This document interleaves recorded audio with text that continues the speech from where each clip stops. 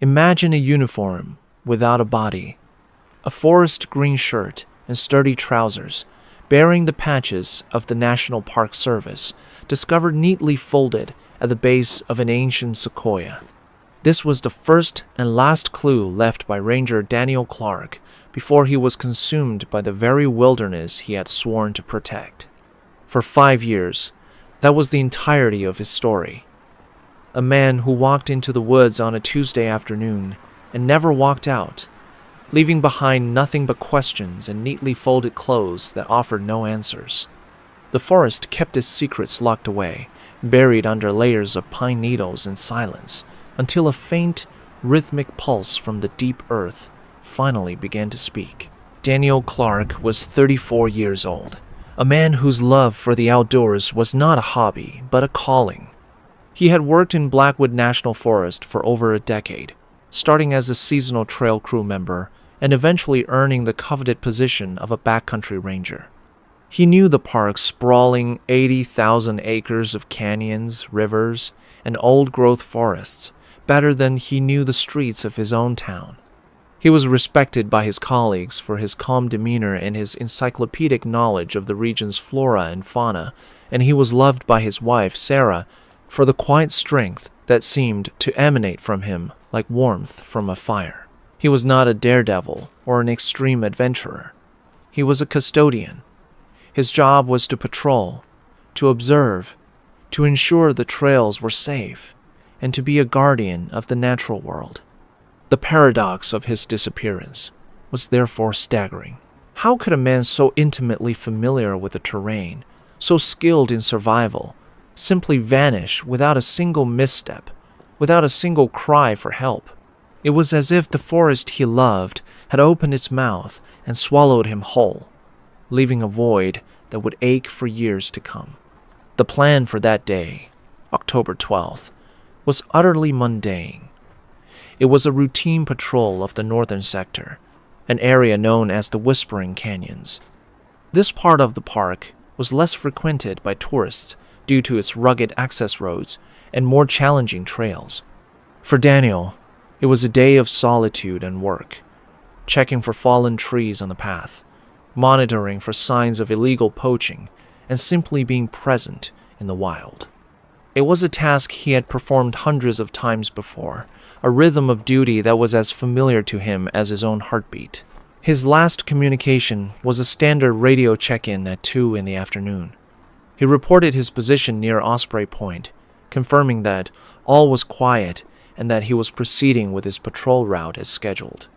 His voice was calm, clear, and unremarkable. He told the dispatcher he expected to be back at the ranger station by 6, in time for dinner with Sarah. There was no hint of distress, no inkling that this would be the last time anyone would ever hear from him. Blackwood National Forest was a place of profound beauty and profound indifference. Its landscape was carved by ancient glaciers, leaving behind a maze of steep-sided canyons, dense forests of fir and cedar, and a network of rivers that could swell to a dangerous rage with a single storm. It was a place where a person could feel infinitesimally small, a temporary guest in a world that operated on a geological timescale. This immense, unfeeling wilderness would soon become the primary obstacle in the desperate search for one of its own. The first wave of unease began subtly. When Daniel was not home by 7, Sarah felt a familiar flicker of worry, the kind any spouse of a backcountry worker knows. She told herself his truck probably got a flat tire, or he had stopped to help a lost hiker and lost track of time. She made dinner and left it in the oven to stay warm. But as the clock ticked past 8, then 9, the logical explanations began to fray, replaced by a growing dread that coiled in her stomach. She called his cell phone, which went straight to voicemail as expected in the park's dead zones.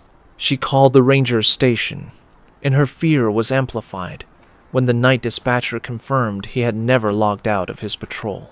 By 10 o'clock, the alarm was officially raised.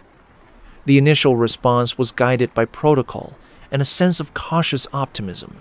The park's chief ranger, a man who had mentored Daniel, coordinated with the county sheriff's department.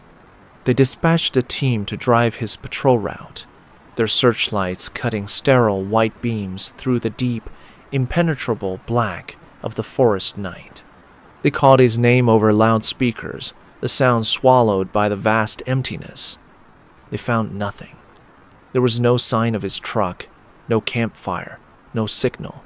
The search operation that began at dawn the next day was one of the largest in the state's history. It was a massive mobilization of resources and manpower, fueled by the desperate urgency of finding one of their own. Sheriff Brody, a veteran lawman on the cusp of retirement, took command of the effort. He established a command post at the edge of the park, a bustling hub of activity against a silent backdrop of the trees. More than 200 searchers, a mix of park rangers, sheriff's deputies, and trained volunteers from mountain rescue units across the region, fanned out into the whispering canyons. They employed every tool available to them.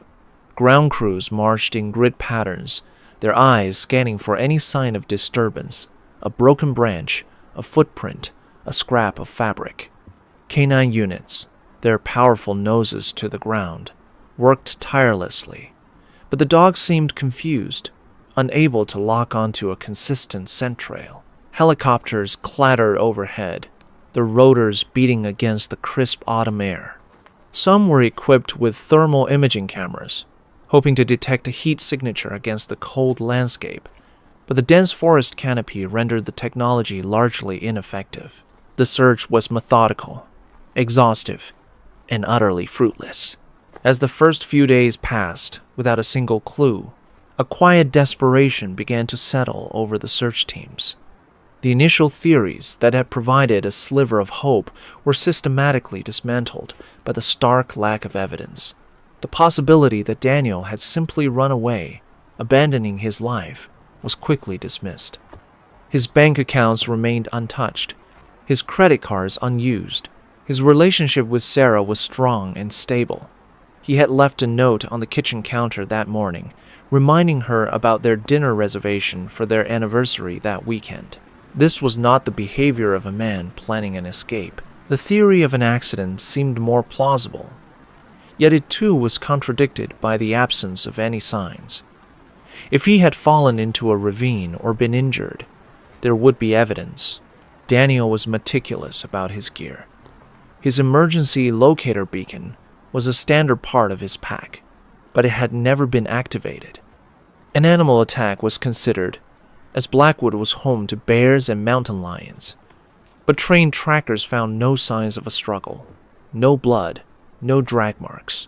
The forest floor remained pristine, as if he had simply been plucked from the earth. 3 agonizing weeks into the search, just as hope was beginning to curdle into despair, a discovery was made.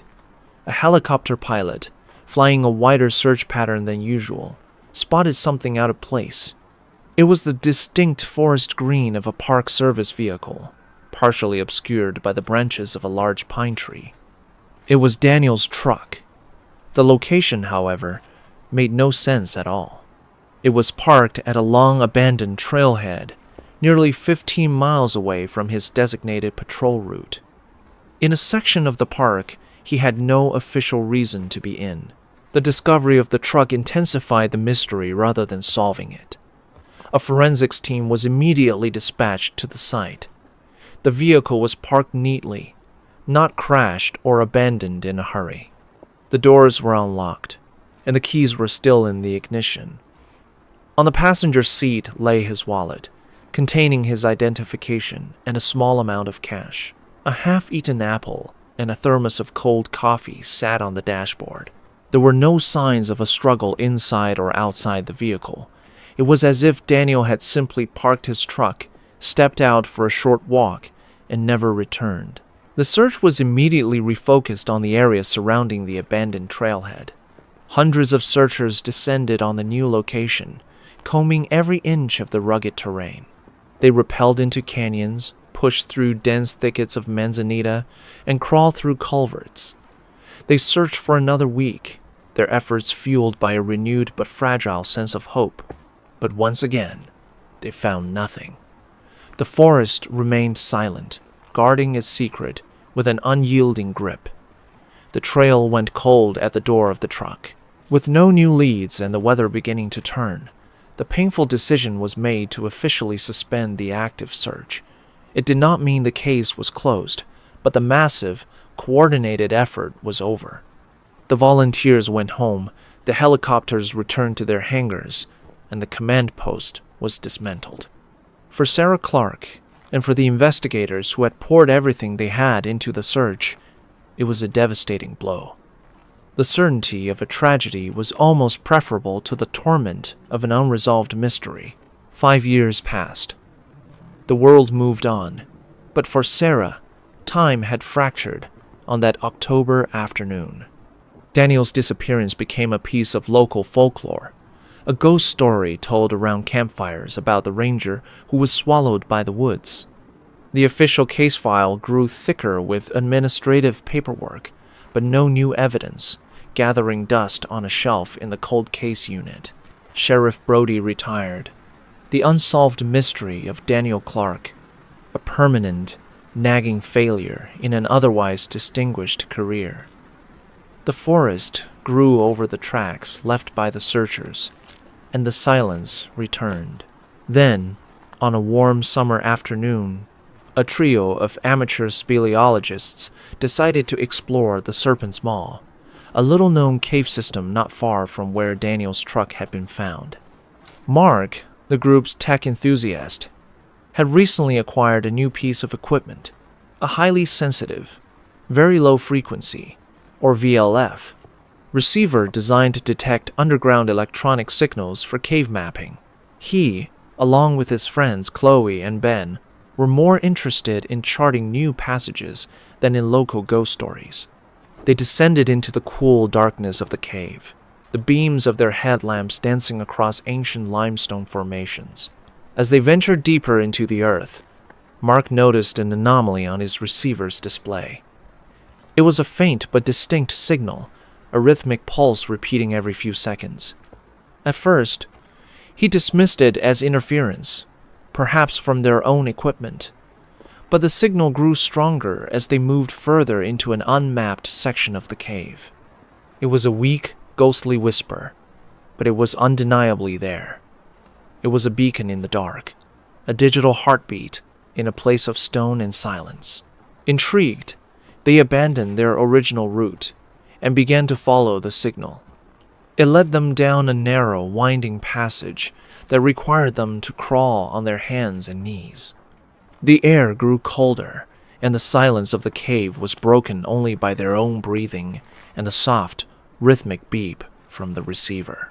The signal guided them to a small, almost hidden opening in the cave wall, a crevice barely wide enough for a person to squeeze through. The pulse was strongest from within this fissure. Ben, the slimmest of the three, cautiously worked his way into the tight space. After a few feet, his headlamp illuminated something metallic wedged between the rocks. It was a radio, its casing cracked and covered in a fine layer of calcite. It was the source of the signal, its battery somehow clinging to a microscopic shred of life after 5 years of silence. And as Ben shifted his light downward, the beam fell upon what lay beneath the radio. It was a jumble of human bones, tangled with the tattered remnants of a dark green fabric.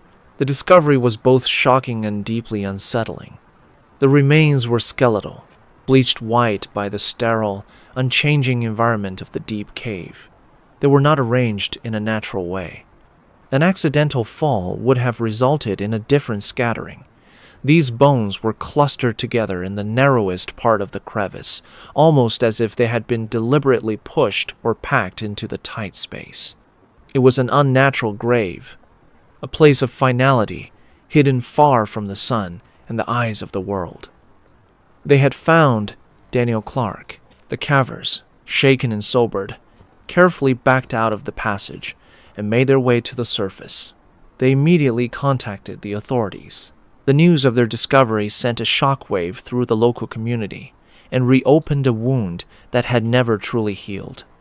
Detective Miles, a quiet, methodical man who now headed the county's cold case unit, was assigned to the investigation. He had inherited the Clark file from the retired Sheriff Brody, and he knew the case's history intimately. A specialized forensic recovery team was assembled to excavate the remains from the Serpent's Maw. The process was slow and painstaking, requiring experts to navigate the same tight passages the cavers had. Every bone, every scrap of clothing, and the radio itself were carefully documented, photographed, and brought to the surface. The remains were transported to the state medical examiner's office, while the radio was sent to a forensics lab. The lab confirmed that the radio's battery, through a chemical fluke, had maintained a minuscule charge, emitting a faint signal that was undetectable by standard equipment, but just strong enough for the caver's specialized VLF receiver to register. It was an incredible stroke of luck, a 1 in a million chance that had finally broken the 5-year silence. The remains were quickly identified through dental records as those of Daniel Clark. But it was the forensic anthropologist's report that transformed the case from a tragic mystery into a homicide investigation. While examining the skeleton, the anthropologist found a crucial piece of evidence that had been preserved by the stable cave environment. The hyoid bone, a small U-shaped bone located in the front of the neck, was fractured. A fractured hyoid bone in an adult is almost exclusively indicative of one thing: strangulation. Daniel Clark had not gotten lost. He had not suffered an accident. He was murdered. This forensic breakthrough provided the investigation with a new, horrifying context. Detective Miles and his team re-examined every piece of the original file through the lens of a homicide. The location of the truck was no longer just a mystery. It was a deliberate act of misdirection. Someone had killed Daniel and then drove his truck to that remote trailhead to send the search parties looking in the wrong direction, miles away from the cave where his body was hidden. The killer knew the park, and they knew it well. The investigation pivoted. They were no longer looking for a man lost in the wilderness. They were hunting a murderer. Detective Miles focused his attention on the area surrounding the abandoned trailhead where the truck was found. Who lived there? Who had access to that remote part of the forest? He pulled property records for every parcel of land within a 10-mile radius, cross-referencing them with old Park Service incident reports and local police records. One name kept coming up. The name was Silas Croft. He was a recluse who owned a 40-acre plot of undeveloped land that bordered the national forest, not far from where the truck was discovered. Croft was in his late 70s, a man who had lived on that same piece of land his entire life, inheriting it from his father. He was notorious among the handful of locals and park officials who knew of him. He was intensely private, deeply paranoid, and openly hostile to any perceived government intrusion. The old files contained several reports of Croft angrily confronting hikers who had strayed near his property line, and a formal complaint he had filed against the Park Service over a boundary dispute a decade earlier. Detective Miles felt a growing certainty that Croft was the key. The man's profile fit the crime. A loner with an established animosity towards park officials, living in seclusion in the very area where the deception had been staged. Croft had the motive of perceived trespass and the local knowledge to hide a body in a place like the Serpent's Maw. It was a compelling theory, but they needed more than suspicion. They needed concrete evidence. Armed with a search warrant, Detective Miles and a team of deputies drove up the long, unpaved driveway to Silas Croft's property. The place was even more isolated and dilapidated than the records suggested. The small cabin was weathered and gray, with several windows boarded up.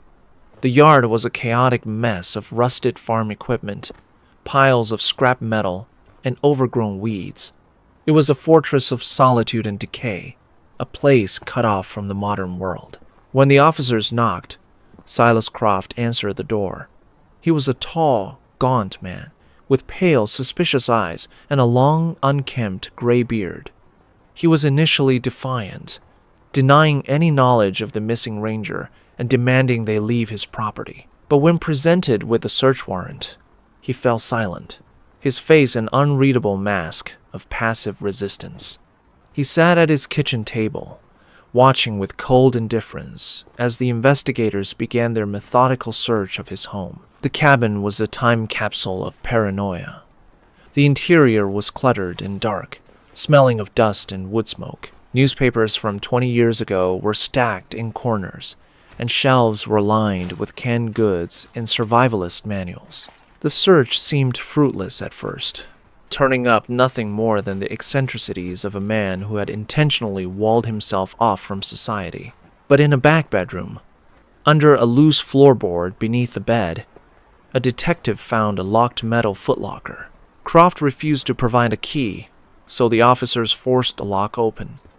Inside, beneath a layer of old blankets, they found the damning evidence they were looking for. There was a wide-brimmed ranger hat, instantly recognizable as the type Daniel Clark always wore. And next to it was a handheld GPS unit, the official model issued by the National Park Service. It was Daniel's. This was the trophy, the irrefutable link between this isolated, paranoid man and the murdered ranger. When confronted with the hat and the GPS unit, Silas Croft's wall of defiance finally crumbled. He was taken into custody and brought to the sheriff's department for interrogation. At first, he remained silent, but the forensic technicians had already begun to extract the data from the GPS unit's memory. The device's track log was still intact, a digital ghost telling the story of Daniel's last hours.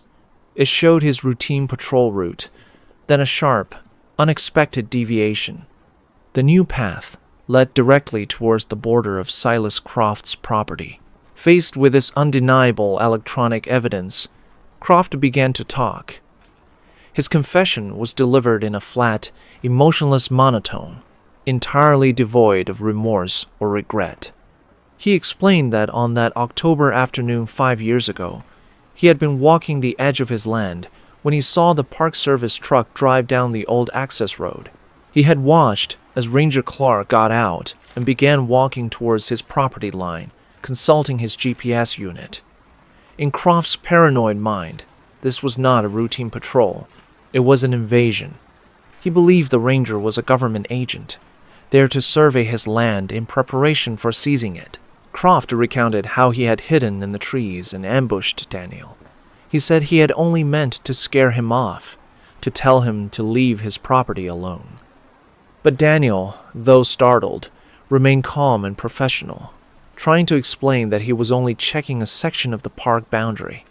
To Croft, this calmness was proof of his deceit. The argument escalated quickly. Blinded by a lifetime of hoarded resentment and irrational fear, Croft attacked Daniel. He was surprisingly strong for his age, and in a brief, violent struggle, he overpowered the younger man and strangled him. The motive, when it was finally revealed, was shockingly banal. There was no grand conspiracy, no hidden treasure, no dark secret Daniel had stumbled upon. He had died because of a paranoid delusion over a property line. After the murder, Croft's mind had worked with a cold, methodical clarity. He knew he had to hide the body. He put Daniel in the back of his own truck and drove him deep into the woods to the Serpent's Maw, a cave he had explored as a boy. He pushed the body into the narrow crevice, knowing it was a place no one would ever likely find. Then, he drove Daniel's truck to the abandoned trailhead, miles away, leaving the keys and wallet to create the illusion that the ranger had simply vanished on a hike. He had engineered the perfect mystery. Silas Croft was charged with first-degree murder. During the trial, his defense attorney attempted to argue that he was mentally unfit, a man whose perception of reality was warped by decades of isolation and paranoia. But the prosecution painted a different picture, one of a cunning and methodical killer who had not only committed a senseless act of violence, but had then meticulously covered his tracks to mislead investigators and torture a family with 5 years of uncertainty. The jury agreed. Silas Croft was found guilty and sentenced to life in prison without the possibility of parole. The verdict brought a legal conclusion to the case, but for Sarah Clark, it offered no real peace. The truth was almost as painful as the not knowing. Her husband, a good and gentle man, a guardian of the natural world, had not been taken by the grand, impersonal forces of the wilderness he respected. He had not been the victim of a tragic accident or an act of nature. He was murdered by the petty, mundane evil of another human being, his life extinguished for no reason at all. In the end, the story of Ranger Daniel Clark is a chilling reminder of how thin the veil is between a normal day and an unthinkable tragedy. He was a man who understood the dangers of the forest, the sudden storms, the treacherous cliffs, the wild animals. But the danger that found him was not born of the wilderness. It was a quiet human darkness, a paranoia that had festered in isolation for years. The vast, silent forest that had been his life's passion became his tomb, and it held its secret with perfect patience, waiting for a faint, ghostly signal from the earth to finally bring the terrible truth into the light.